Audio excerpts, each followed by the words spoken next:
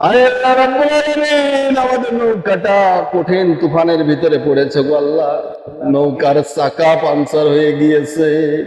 আয় আল্লাহ রাব্বুল আলামিন, এখানে অনেক নাবালক বাচ্চারা রয়েছে আল্লাহ।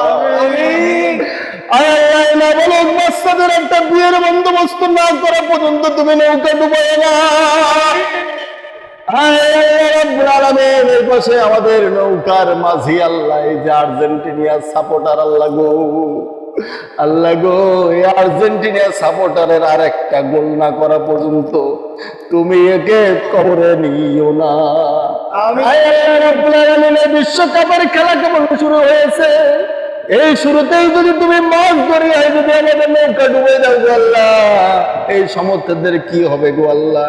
নিজের গরু বেচে, বাছুর বেচে, বড় দিয়ে কেসে তোলায় স্বর্ণের চুরি বিক্রি করে আর্জেন্টিনা ব্রাজিলের পতাকা বানাচ্ছে গো আল্লাহ।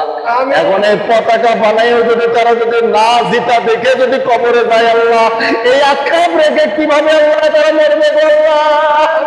যে তুফান শুরু হয়ে গিয়েছে গো আল্লাহ, এই তুফানের মাঝে কোন জায়গা থেকে এই নৌকার টায়ার আমরা পাঞ্চার সারবো গো আল্লাহ?